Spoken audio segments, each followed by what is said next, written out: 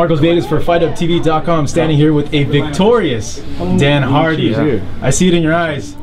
Sigh of relief, but how's it feel to just get that all out? It feels good, you know. It feels good. The problem was, you know, I put a lot of work into these last few months, and everything hung in the balance for 15 minutes. And you know, I've had a lot of people put a lot of effort into me, a lot of time and energy, and you know, to not get the win tonight would have invalidated all their work. So you know, I wasn't fighting for me tonight. It's a relief to get the win for them, and I feel awesome.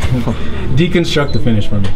What made you see the openings and the way you timed the hook? Well, you know, he's a very sharp counter puncher. You know, and I've studied his fights for a long time. I've been a huge fan of Duane since the start of my career. So I was very familiar with what he does. He likes to lead with his right hand. He likes to use it as a counter, and he actually caught me with it right at the start of the fight, if I remember right. So you know, I knew that was there. I knew that was coming.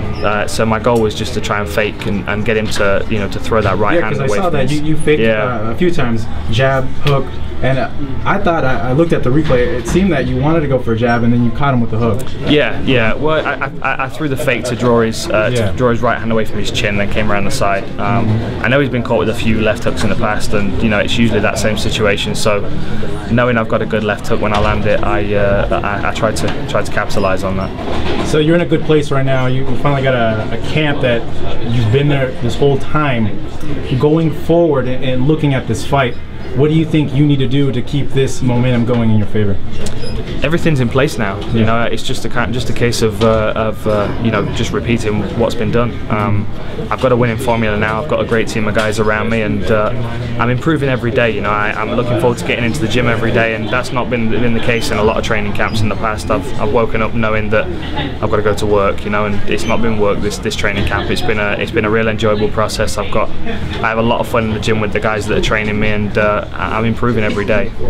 Were you prepared mentally going into this fight? Worst case scenario, if you did lose, prepared to deal with those emotions, or that wasn't even in there? Did you have any sort of inkling like, okay, I'm going to handle it this way? You know, I kind of dealt with those feelings after the Anthony Johnson fight.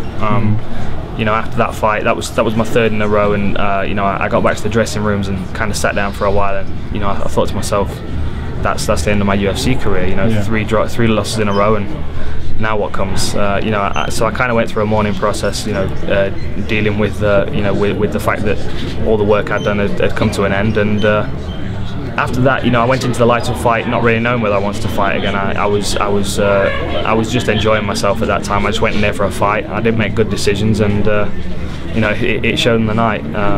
But you know, now I kind of feel like that was my UFC debut. That was my first fight again, back on the undercard for the first time since my UFC debut, and you know, four up and 4 down. So I was 50-50 on my wins and losses. So really, there was nothing on the line. You know, I stepped in there, you know, for me and for my coaches and for my friends and family, and nothing else really mattered. So there was no real pressure on me. Enter code HUB749 for a domain name discount, and enter the codes below for other great discounts from GoDaddy.com.